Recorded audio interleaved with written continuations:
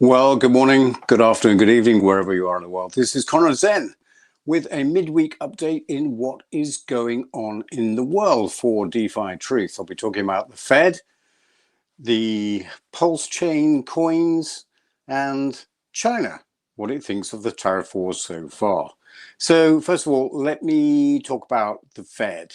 You see, I've told you before that quantitative easing is going to happen, but of course they need an excuse for that. The Fed's primary and really only role is to control inflation. And the way they do that is they raise or lower interest rates. That's it. It's as simple as that. That's all that they do. That's all the tools that they have available to them. So when interest rates are going up, they are supposed to be controlling inflation.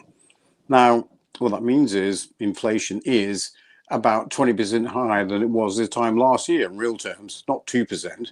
But anyway, interest rates should be continued to go up. But that doesn't fit Donald Trump's economic plan. He has to have interest rates come down. So the Fed needs a viable excuse to what that should be. And let me show you something. I don't know whether you're going to be able to see it on here, but for example, this is the Consumer Price Index. Now, obviously, the Consumer Price Index has been rising exponentially forever. That is, the cost of goods and services for us has just been going up. But just recently, we've had the CPI go down by about 0.1%. Well, I jest, but it's gone down a fraction.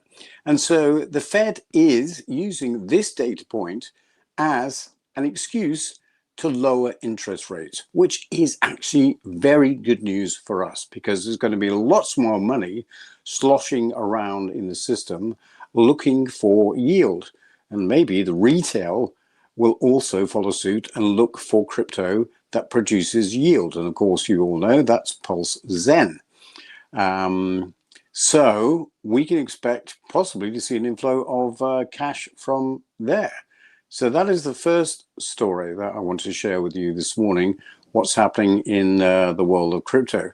And of course, why does that bother us? Well, it bothers us because we want to see what's happening with our ecosystem in PulseChain.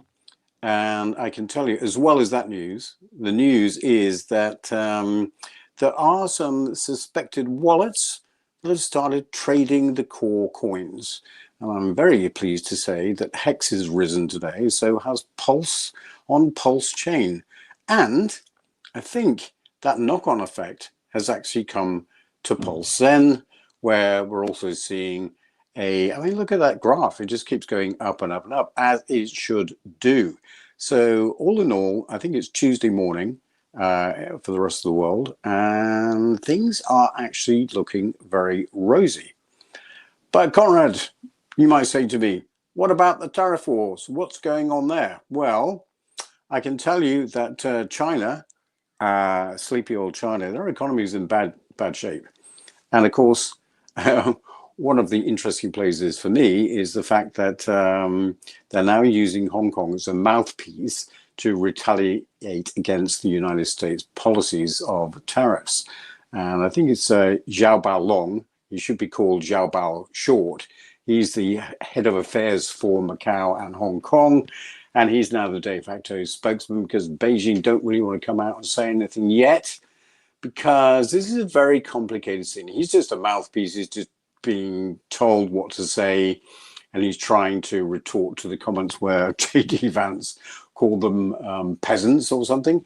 That wasn't a very good idea, Mr. Vance, but it's all part of a master plan, I'm sure. He's the bad cop, meaning Donald J. Trump might be the good cop. Is that possible? Anyway, this tariff war is very complicated. And as I say, if you like Donald Trump, you'll be focusing on one set of facts and figures. And if you don't like Donald Trump, you'll be focusing on other facts and figures.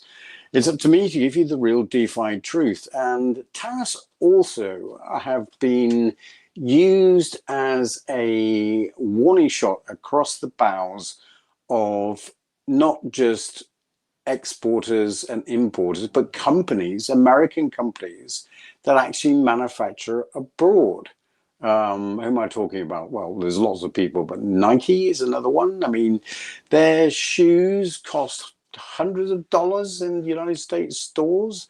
And I think if you buy them direct in one of the shops in Guangzhou, I think you can get a pair for about $10, which actually represents the value of the actual materials in the shoes.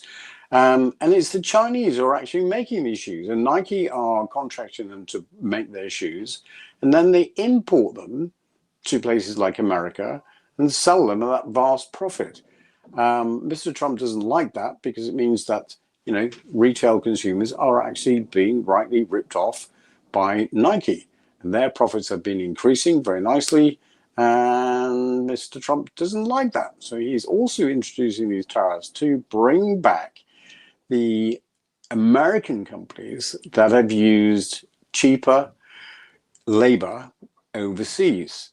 Now, people are saying that the companies are never going to bring back manufacturing. Well, there is a stick that is going to be brought to bear on American companies, and we will see them returning to American soil. But we are also going to see a ramp up in manufacturing by robots and AI, because we are at such a confluence of technology where now they can actually compete.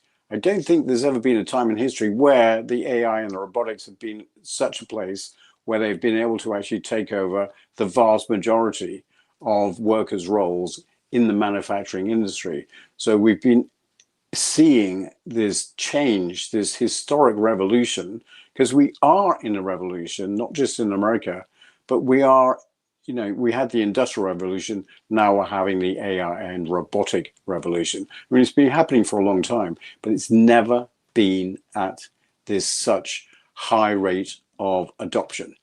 That is what's going to happen. American firms will come back because of the tariffs, because they want to keep their profits, but it doesn't mean they're going to bring more jobs. There will be more robotics in the factories. So, you know, one of the things that we've been talking about is the basic universal income, and that has to be introduced at some stage. Anyway, what does this all mean to you? It means that those of us in crypto are ahead of the game. We are seeing a complete revolution going on, and using DeFi finance as opposed to trad finance is going to be the best way to go. So it behoves you to learn about self-custody and about DeFi, because this is going to be prevalent to everyone in society. I mean, now they've introduced regulations for stable coins. I think it's a very bad thing because it gives an in to CBDC with all the bad things that that entails for us as, you know, the human race. I don't think it's a very good idea at all to have the population's wealth and money controlled by just a few. It should be free. You know, the money that we have should be under our control. It's never been under our control until at this point in time of history. I mean, this is uncharted waters. You can go back in time and you can see monetary systems, you see how they worked, you can see how they collapsed and how new ones were formed.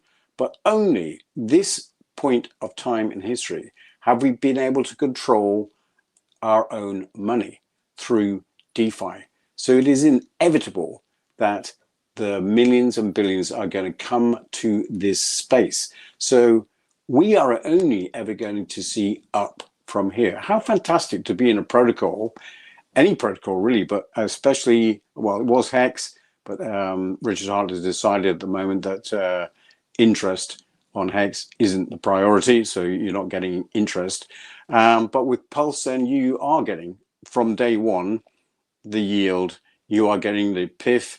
As soon as you join and hold, you will get your fair proportion of that PIF from day one. And it just keeps paying you until you sell it. And, you know, I suggest that you wouldn't sell the whole holding, you just sell the interest. And that can go on ad infinitum. I mean, this protocol is immutable. It's had 100% uptime.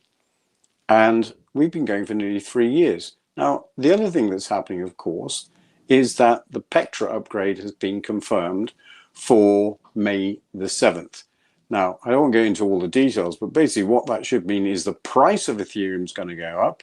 Therefore, the price of PulseZen on Ethereum is going to go up.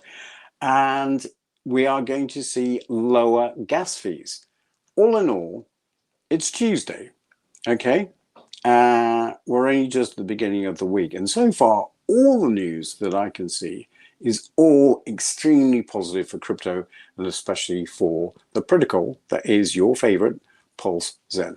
So a very quick update from me. I'll talk to you in depth on Sunday for the next live broadcast, but I will be doing these short updates as and when it becomes necessary to make sense what is happening in the macroeconomic world to the extent that we want to know, and in the crypto world to the extent we want to know how are we going to make more money. Okay, have a great rest of the week. I'm Conrad Zen, former Bitcoin Foundation member and now evangelist for PulseZen and PulseChain. Thank you for watching.